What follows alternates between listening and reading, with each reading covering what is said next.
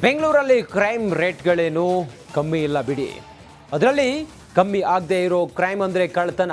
ಒಬ್ಬೊಬ್ಬ ಆರೋಪಿಯದ್ದು ಒಂದೊಂದು ಸ್ಟೈಲ್ನ ಕಳ್ಳತನ. ಆದರೆ ಇಲ್ಲಿ ಎರಡು ಗ್ಯಾಂಗ್ಗಳದ್ದು ಒಂದೊಂದು ಇಂಟ್ರೆಸ್ಟಿಂಗ್ ಸ್ಟೋರಿ ಇದೆ. ಅದೇನು ಅಂತೀರಾ? ಈ ಸ್ಟೋರಿ ನೋಡಿ. ಸಿಲಿಕಾನ್ ಸಿಟಿಯಲ್ಲಿ ನಿಲ್ಲದ ಕಳ್ಳರ ಕೈಚಳಕ. ಖತರ್ನಾಕ್ ಕಳ್ಳತನಕ್ಕೂ ಒಂದೊಂದು ಕತೆ. ಟಾರ್ಗೆಟ್ ಕೆಎಸ್ಆರ್ಟಿಸಿ ಬಿಎಂಟಿಸಿ ಪ್ರಯಾಣಿಕರು. ಬೆಂಗಳೂರು ಸಜ್ಜನರಿಗೆ ಶಾಂತಿಯ ತಾಣ, ದುರ್ಜನರಿಗೆ ಕ್ರೈಮ್ಗಳ ನೆಚ್ಚಿನ ತಾಣ. ಇಲ್ಲಿ ದಿನವೊಂದಕ್ಕೆ ನೂರಾರು ಕೃತ್ಯ ನಡೆಯುತ್ತೆ. ಅದರಲ್ಲಿ ಕೆಲವು ಬೆಳಕಿಗೆ ಬಂದ್ರೆ ಇನ್ನು ಕೆಲವು ಬೆಳಕಿಗೆ ಬರಲ್ಲ.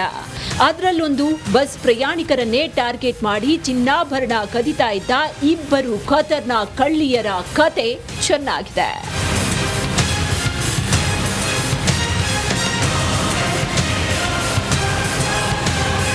ಕಳ್ಳತನದ ಆರೋಪದಲ್ಲಿ ಇಬ್ಬರನ್ನ ಕೆಆರ್ಪುರಂ ಪೊಲೀಸರು ಬಂಧಿಸಿದ್ದಾರೆ.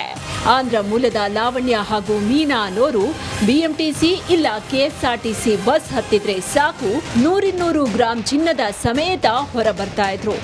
ರಶ್ ಇದ್ದಾಗ ಜಗಳ ಮಾಡಿ ಗೊತ್ತಿಲ್ದಿದ್ದಂಗೆ ಪ್ರಯಾಣಿಕರ ಚಿನ್ನ ಕದಿತಾ ಇದ್ರು. ಹೀಗೆ 10 ಪ್ರಕರಣ ಆದ್ರೂ ಕಳ್ಳಿಯರು ಮಾತ್ರ ಸಿಕ್ಕಿರ್ಲಿಲ್ಲ. ಇವತ್ತು ಕೆಆರ್ಪುರಂ ಪೊಲೀಸರು ಇಬ್ಬರು ಕಳ್ಳಿಯರನ್ನ ಬಂಧಿಸಿದ್ದಾರೆ.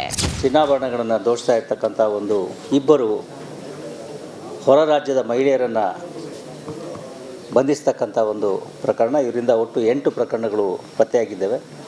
ಒಟ್ಟು ಸುಮಾರು 900 ಗ್ರಾಂ ತೂಕದ ಒಡವೆಗಳನ್ನು ಇವರಿಂದ ವಶಪಡಿಸಿಕೊಳ್ಳಲಾಗಿದೆ. ಇನ್ನು ಇಲ್ಲೊಂದು ಖತರ್ನಾಕ್ ತಂಡ ಕಳ್ಳತನ ಮಾಡಿ ಪಶ್ಚಿಮ ಬಂಗಾಳಕ್ಕೆ ಎಸ್ಕೇಪ್ ಆಗಿತ್ತು. 1 ವಾರದ ಹಿಂದೆ ಮನೆಯೊಂದರಲ್ಲಿ ಕಳ್ಳತನ ಮಾಡಿ ಎಸ್ಕೇಪ್ ಆಗಿತ್ತಂತೆ. ಇವತ್ತು ಬೆಂಗಳೂರಿಗೆ ಬರ್ತಾ ಇದ್ದ ಫ್ಲೈಟ್ನಲ್ಲಿ 6 ಜನರನ್ನ ಪೀಣ್ಯ ಪೊಲೀಸರು ಬಂಧಿಸಿದ್ದಾರೆ. ಪಶ್ಚಿಮ ಬಂಗಾಳಕ್ಕೆ ಹೋಗಿ ಅಲ್ಲಿ 452 ಗ್ರಾಂ ಚಿನ್ನಾಭರಣಗಳನ್ನು ಅಲ್ಲಿ ವಶಪಡಿಸಿಕೊಳ್ಳಲಾಗಿದೆ. ಪ್ರಕರಣಕ್ಕೆ ಸಂಬಂಧಪಟ್ಟ ಹಾಗೆ ಇದುವರೆಗೆ ಒಟ್ಟು 6 ಜನರನ್ನು ಬಂಧಿಸಲಾಗಿದೆ. ಈ 6 ಜನರಲ್ಲಿ 3 ಜನರ ಮೇಲೆ ಈ ಹಿಂದೆಯೂ ಕೂಡ ಅನೇಕ ಪ್ರಕರಣಗಳಿದ್ದು ಅವರು MOB ಹೋಲ್ಡರ್ಸ್ ಆಗಿರುತ್ತಾರೆ. ಇದಷ್ಟೇ ಅಲ್ಲ, ಮಾಲೀಕ ಜುವೆಲರಿ ಅಂಗಡಿ ನೋಡ್ಕೊಳ್ಳೋದಕ್ಕೆ ಬಿಟ್ಟೋದ ಅಂತ ಅಂಗಡಿಯನ್ನೇ ಗುಡಿಸಿ ಗುಂಡಾಂತರ ಮಾಡಿದವರನ್ನ ಸಂಜಯ್ ನಗರ ಪೊಲೀಸರು ಅರೆಸ್ಟ್ ಮಾಡಿದ್ದಾರೆ. Madesh, crime bureau, republic Kannada, Bengaluru.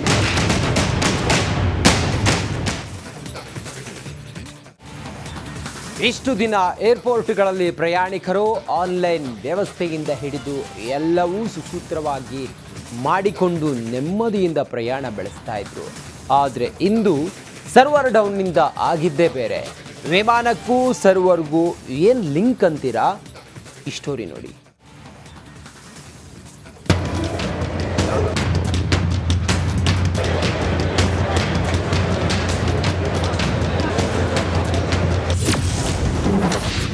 Microsoft ಕ್ಲೌಡ್ನಲ್ಲಿ ತಾಂತ್ರಿಕ ಸಮಸ್ಯೆ.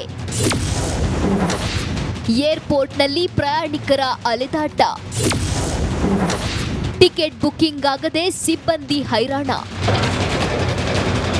ಕೆಂಪೇಗೌಡ ಅಂತಾರಾಷ್ಟ್ರೀಯ ವಿಮಾನ ನಿಲ್ದಾಣದ ನಿರ್ಗಮನ ಗೇಟ್ನಲ್ಲಿ ತುಂಬಿ ತುಳುಕ್ತಿರೋ ಪ್ರಯಾಣಿಕರು. ನಿಗದಿತ ವೇಳೆಗಿಂತ 5 ಗಂಟೆ ಮೊದಲೇ ಏರ್ಪೋರ್ಟ್ಗೆ ಬಂದಿರೋ ನೂರಾರು ಪ್ರಯಾಣಿಕರು. ತಾಂತ್ರಿಕ ದೋಷದ ಎಫೆಕ್ಟ್ನಿಂದ ಇಂಡಿಗೋ ವಿಮಾನ ಕೌಂಟರ್ ಬಳಿ ಮ್ಯಾನ್ಯುಯಲ್ ವ್ಯವಸ್ಥೆ.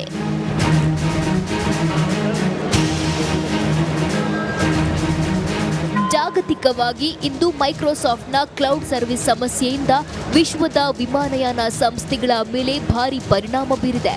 ಅಂತೆಯೇ ಬೆಂಗಳೂರು ಕೆಂಪೇಗೌಡ ಅಂತಾರಾಷ್ಟ್ರೀಯ ವಿಮಾನ ನಿಲ್ದಾಣಕ್ಕೂ ಮೈಕ್ರೋಸಾಫ್ಟ್ ಸರ್ವರ್ ಡೌನ್ನ ಎಫೆಕ್ಟ್ ತಟ್ಟಿದೆ.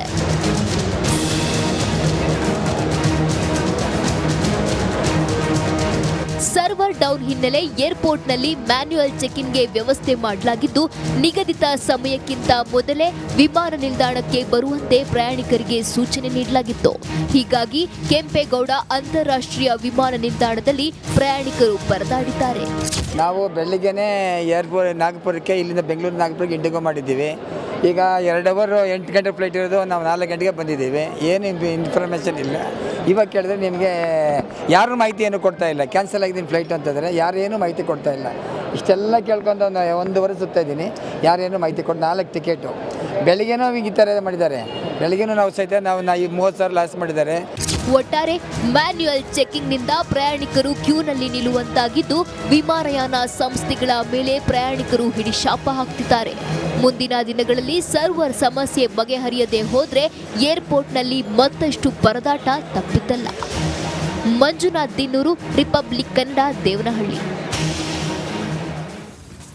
ರೇಣುಕಾಸ್ವಾಮಿ ಕೊಲೆ ಪ್ರಕರಣದಲ್ಲಿ ಪರಪ್ಪನ ಅಗ್ರಹಾರದಲ್ಲಿ ದರ್ಶನ್ ಮುದ್ದೆ ಮುರಿತಾ ಇದ್ದಾರೆ. ದರ್ಶನ್ ಭೇಟಿಗಾಗಿ ಸಾಲು ಸಾಲು ಅಭಿಮಾನಿಗಳು, ನಟರು ಬರ್ತಿದ್ದಾರೆ. ಮೊದಲ ಬಾರಿಗೆ ಒಬ್ಬರು ಶಾಸಕರು ಬಂದಿದ್ದಾರೆ. ಯಾರವರು? ಈ ವರದಿ ನೋಡಿ.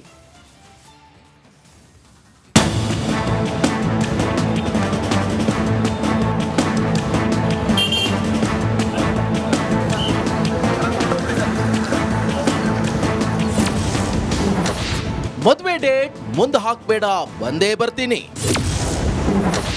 ತರುಣ್ ಸುಧೀರ್ಗೆ ಭರವಸೆ ಕೊಟ್ಟರಂತೆ ನಟ ದರ್ಶನ್.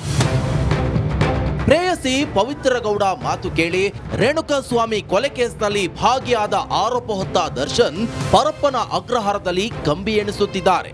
ಇಂದು ಕಾಟೇರನ ಭೇಟಿಗಾಗಿ ನಿರ್ದೇಶಕ ತರುಣ್ ಸುಧೀರ್ ಬಂದಿದ್ರು. ಇಬ್ಬರು ಮಿತ್ರರು ಅರ್ಧ ಗಂಟೆ ಕಾಲ ಚರ್ಚೆ ನಡೆಸಿದ್ರು. ಅಂದರೆ ಅದೊಂದು ಲೈಫ್ ಜರ್ನಿ ಬಗ್ಗೆ ಇದೆ. ಸೊ ಒಂದು ಫಿಲಾಸಫಿ ಇದೆ ಅದರಲ್ಲಿ. ಏನೋ ಒಳಗಡೆ ಒಂದು ಚಿಕ್ಕ ಮೋಟಿವೇಶನ್ ಆಗುತ್ತೆ ಲೈಫ್ ಬಗ್ಗೆ. ಸೊ ಅದೊಂದು ಅಂದರೆ ಯಾವ ಸಿಚುವೇಶನ್ ಆದ್ರೂ ಅದರಲ್ಲಿ ಏನು ಪಾಸಿಟಿವ್ ನೋಡ್ಬೋದು ಅನ್ನೋದ್ರ ಬಗ್ಗೆ ಒಂದು ಬುಕ್ ಅದು. ಸೊ ಯಾವುದೇ ಪರಿಸ್ಥಿತಿ ಎಲ್ಲರ ಲೈಫಲ್ಲೂ ಒಂದು ಪ್ರಾಬ್ಲಮ್ಸು, ಒಂದೊಂದು ಅಡೆತಡೆಗಳನ್ನು ಬಂದೇ ಬರುತ್ತೆ. ಅದನ್ನು ಮೀರಿ ಹೆಂಗೆ ನಾವು ಬದುಕಬೇಕು ಅನ್ನೋದನ್ನೇ ಒಂದು ಬುಕ್ ಅದು. ಏನು ಫುಡ್ ಏನಕ್ಕೆ ಸ್ಮೈಲ್ ಮಾಡಿದ್ರೆ ಅಷ್ಟೇ ಅವರು. ವೆಯ್ಟ್ ಲಾಸ್ ಏನಾದರೂ ಆಗಿದ್ದಾರೆ, ಫುಡ್ ಅಡ್ಜಸ್ಟ್ ಆಗಿಲ್ಲ ಅಂತೇಳಿ ಏನೋ 8 kg ಲಾಸ್ ಆಗಿದ್ದಾರೆ ಅಂತ ಕೇಳ್ಪಟ್ವಿ. ಹೌದಾ ಸರ್? ಅದು ಎಷ್ಟು kg ಏನಂತಲ್ಲ, ಬಟ್ ಸ್ವಲ್ಪ ವೆಯ್ಟ್ ಲಾಸ್ ಅಂತ ಕಾಣಿಸುತ್ತೆ, ನಿಮ್ಗೆ ಎವಿಡೆಂಟಾಗಿ ಕಾಣಿಸುತ್ತೆ ಅದು ಅವ್ರು ಆಗಿರೋದು ಅಂತ. ಪರಪ್ಪನ ಅಗ್ರಹಾರ ಜೈಲಿನಲ್ಲಿರುವ ಕಾಟೇರನ ಭೇಟಿಗೆ ಶಾಸಕ ಪುಟ್ಟಣ್ಣಯ್ಯ ಕೂಡ ಬಂದಿದ್ರು. ಬಳಿಕ ಮಾತನಾಡಿದ ಅವರು, ದರ್ಶನ್ಗೆ ಜ್ವರ ಇದೆ ಅಂತ ಗೊತ್ತಾಯ್ತು. ಬೆಳಿಗ್ಗೆ ಎದ್ದು ಯೋಗ ಮಾಡುತ್ತಿದ್ದಾರೆ, ಪುಸ್ತಕ ಓದುತ್ತಾರೆ ಎಂದರು. ನಾವು ಕೇಳಿದಷ್ಟೇ ಊಟ ಚೆನ್ನಾಗಿದೆಯಾ, ಆರೋಗ್ಯವಾಗಿದ್ದೀರಾ, ಹೆಂಗೆ ನೀವು ಬೆಳಿಗ್ಗೆ ದಿನಚರಿ ಏನು, ಬೆಳಿಗ್ಗೆಯಿಂದ ಏನು ಸಾಯಂಕಾಲ ಏನು ಮಾಡ್ತೀರಿ, ಈ ಥರದ್ದೆಲ್ಲ ಕೇಳ್ಕೊಂಡಿದ್ದೆ. ಅಷ್ಟು ಬಿಟ್ಟರೆ ಪುಸ್ತಕ ಓದ್ತಿದ್ದಾರೆ. ಅವ್ರು ಹೇಳಿದ್ರು ಸುಮಾರು ಪುಸ್ತಕಗಳು ಓದ್ತಿದ್ದೀನಿ ಅಂತ ಹೇಳಿದ್ರು. ಅದಾದ್ಮೇಲೆ ಇವರು ಪುಸ್ತಕಗಳು ತಗೊಬಂದಿದ್ರು, ಇನ್ನೊಂದು ಕೊಟ್ಟಿದ್ದಾರೆ. ಅದೇ ಬೆಳಿಗ್ಗೆ ಎಕ್ಸರ್ಸೈಸ್ ಮಾಡ್ತಾ ಇದ್ದೀನಿ, ಆ ಥರದ್ದು ಅಷ್ಟೇ. ಅಷ್ಟು ಬಿಟ್ಟರೆ ಇನ್ಯಾವುದು ಯೋಗ ಸ್ಪೆಸಿಫಿಕ್ ಆಗಿ ಕೇಳಲಿಲ್ಲ. ದರ್ಶನ್ಗೆ ಜೈಲೂಟ ಆಗಿ ಬರ್ತಿಲ್ಲ, ಆದ್ದರಿಂದ ಕೋರ್ಟ್ಗೆ ಅರ್ಜಿ ಹಾಕಲಾಗಿತ್ತು. ಆದರೆ ನ್ಯಾಯಾಲಯ ಇದೇ ತಿಂಗಳ 29ಕ್ಕೆ ಅರ್ಜಿ ಮುಂದೂಡಿದೆ. ಅಂದ್ರೆ ದರ್ಶನ್ ಇನ್ನು 10 ದಿನ ಪರಪ್ಪನ ಅಗ್ರಹಾರದ ಊಟವನ್ನೇ ಸೇವಿಸಬೇಕು. ಕ್ಯಾಮ್ರಾ ಪರ್ಸನ್ ರಾಘವೇಂದ್ರ ಜೊತೆ ನವೀನ್ ಶೆಟ್ಟಿ, ಕೆರಾಡಿ, ರಿಪಬ್ಲಿಕ್ ಕನ್ನಡ, ಆನೇಕಲ್.